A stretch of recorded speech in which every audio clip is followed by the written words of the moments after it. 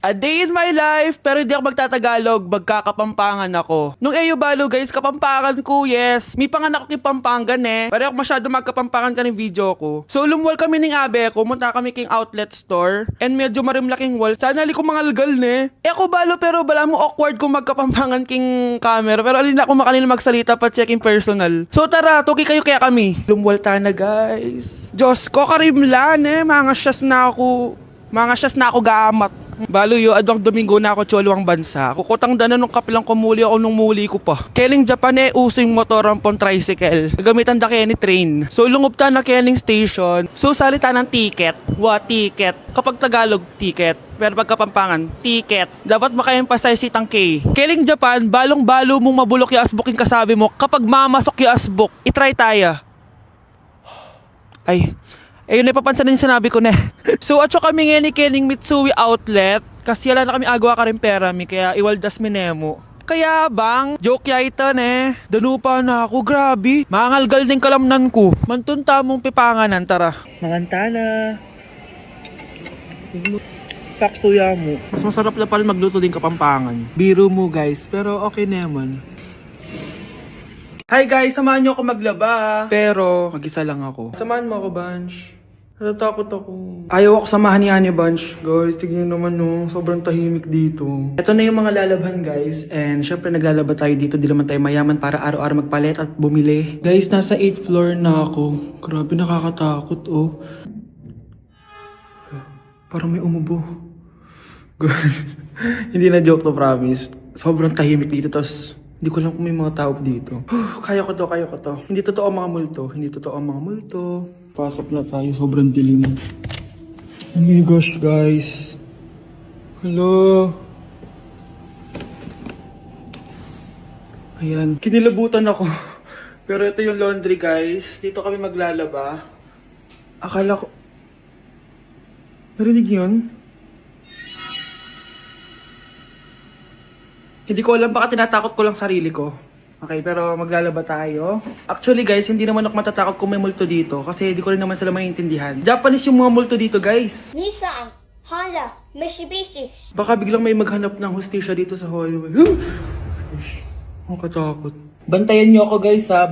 Pag may gumalaw, sabihan nyo lang ako. Comment kayo.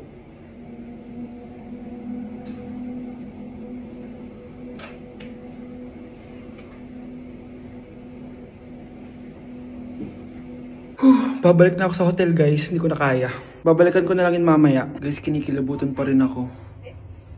Babalik na ako sa room, balak ay dyan! Okay class, 5 points sa akin ang makakasagot neto. Ano ang pangalan ni Rizal? Ma'am! Yes, Scarlett? Rizal Park! Anong Rizal Park? Jose Rizal yon. Diyos ko mga bata ngayon. Siya ang pambansang... Ma'am, siya ang pambansang opa! Siya ang pambansang bayani natin. Anong pinagsasabi nyo? Oh, kompletuhin nyo to. Ang kabataan, ang pag-asa ng busan. Mali! Bayan! Pinagluloko nyo ako ha? O eto, ano ang sinulat na libro ni Jose Rizal? Ma'am, El Filibusterismo. Imnida. Tama na sana eh. Naloloko na kayo sa K-pop at K-drama na yan ha. Last na talaga. Ayusin nyo na. Okay class, last question. Sino ang kapatid ni Rizal? Kapatid ni Rizal? Ma'am. Eto, sure na ako sa sagot ko. Yes, Scarlett. Ang kapatid ni Rizal Park ay si... si Sandara Park. Love mo ko, di ba? Ba't mo ko iiwan? Papuntahin ko si Nami kasi babes umiiyak ko. Ba't ko umiiyak? Bakit mo ko iiwan? Saglit lang. Love mo ko, di ba? Bakit mo ko iiwan? I think it's so easy to fall in love. Nandito ako sa Japan at kakain tayo kasi di ako makatulog guys. Time check 1 AM na. Imbis na natutulog, kakain tayo. Buti na lang talaga sobrang lapit lang ng Family Mart sa hotel namin. Ito yung hotel namin, tapos ito lang yung Family Mart. Diba sobrang lapit? Sobrang daming pwedeng bilhin oh. Daming onigiri, oh. Kuha tayo neto. Mukhang masarap tong chicken and vegetables. Hindi naman ako sobrang gutom. May mga gusto lang ako itry. Kuha tayo netong favorite kong drink. Try naman natin tong blueberry na flavor. Tapos ganito din yung Yakult nila dito. Actually, pampatulog pala to. Akala ko Yakult talaga siya. Ito muna bibilin ko dito. Hanap tayo ng 7-Eleven. Ito guys, may nahanap ako 7-Eleven. Parang masarap to, oh. Mukha siya lasagna. Tikman natin. Dito na lang natin siya kainin sa labas. Parang fantasy din kumain dito sa kalsada nila. Sobrang safe dito sa Japan, promise. Unahin na natin tong sushi. Alam nyo ba, kahit maglakad kayo mag-isa dito, sobrang safe, promise. Walang mga haras sa inyo. Walang kriminal, ganyan. Kaya ang sarap maglakad sa labas kasi alam mong safe ka, di ba? Tapos, sobrang babait pa ng mga Japanese. Swear. Pero sabi naman ng ibang Japanese, parang mas lang nila yon, pero ang totoo, ginajudge ka nila. Pero at least, di ba, mabait sila. Di kagaya na pumunta ako ng Hong Kong, sobrang sungit ng mga tao, sisigawan ka pa. Kapag may hinahanap ka, talagang tutulungan ka nila. Tapos palagi silang nakasmile. Kaya promise, Japan talaga yung favorite country ko. Last bite. Okay, next natin itong parang lasagna. Guys, sobrang bango. Sobrang sarap ng itsura niya. Tikman na natin. Ang sarap! Ito din yung gusto ko sa Japan. Sobrang sarap ng mga pagkain nila. Like, promise. Wala pa kami natitikman dito sa Japan na hindi masarap. Kaya every time na pupunta talaga kami dito, promise na yon, natataba kami. Pero okay lang, Japan to eh. Alam nyo, minsan, naisip ko na dito na lang kaya kami tumira. Pero ang naririnig ko sa ibang foreigners na nakatira dito, masaya lang daw dito as a tourist. Pero kung dito ka natitira at mag-work, nakaka-depress daw, ganyan, nakakalungkot. Kasi sabi nila toxic daw yung work environment dito. Pero ako, kung titira ako dito, gusto ko forever tourist ako. Inumin natin tong Yakult na nakakaantok. Last bite! Pabalik na ako ng hotel guys and inumin na natin to favorite nating drink. Medyo malansa siya tas maasim. So yun lang guys, bye!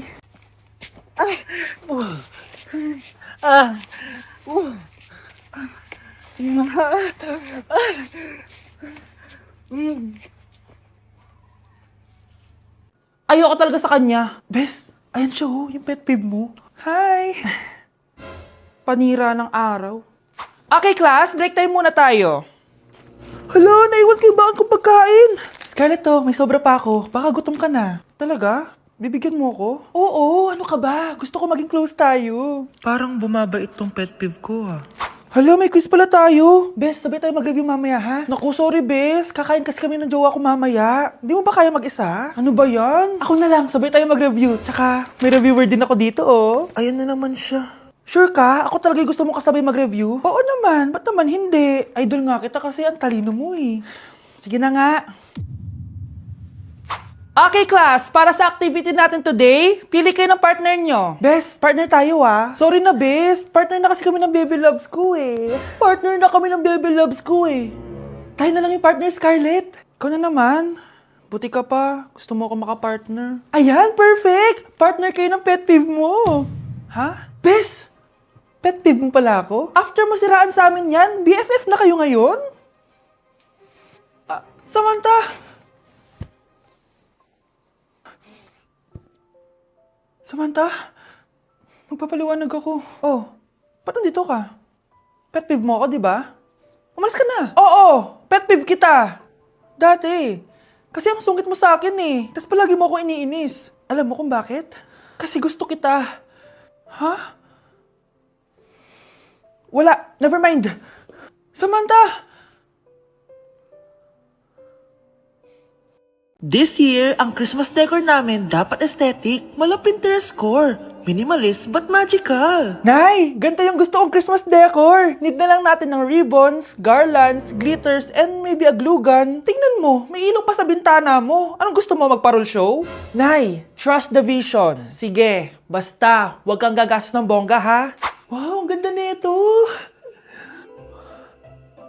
Grabe, ang dami ng tao.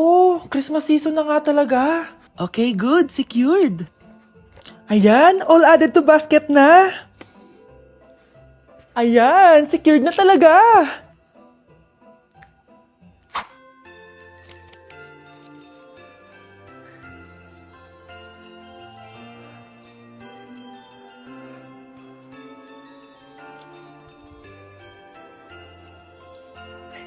Anak, paubos na yung ribbon, no? O, eto, ribbon ng cake. Same color naman eh. Pwede na yan. Nay, masisira yung tea. Magkaiba yung sukat, to.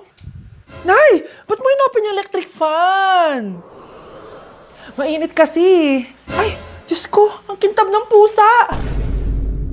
Ang gulo na tuloy. Gusto ko lang naman maging maganda to eh. Anak, maganda naman oh. Tingnan mo. At least, nagkaroon tayo ng mother-daughter bonding. Parang okay naman. O, di ba? I'm the OG interior designer.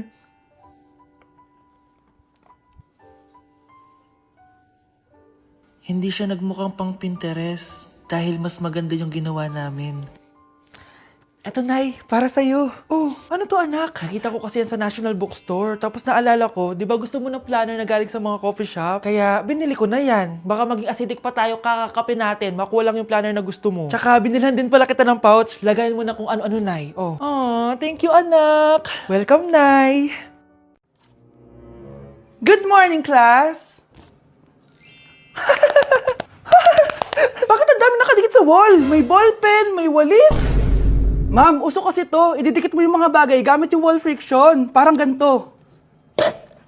O, di ba, ma'am? Ano? Wall friction? Hoy! Baka mahulog ka dyan! Sus, kung mga bata to. Kung ano-ano kasi nakikita nyo sa TikTok na yan eh. Try ko naman tong calculator. Ang saya! Tingnan nyo, dami ng gasgas ng wall, oh. Tanggalin nyo na yan. Kung hindi, i-absent ko kayong lahat. Guys, si ma'am naman na idikit natin sa pader. Hoy! Mangulong niya kayo! Ma'am, huwag kang matakot, ma'am. A few moments later. Hoy! Ibaba niyo ako dito! Guys, dismiss na daw tayo sabi ni ma'am. Uwian na! Hoy! Isusumbong ko kayo sa principal!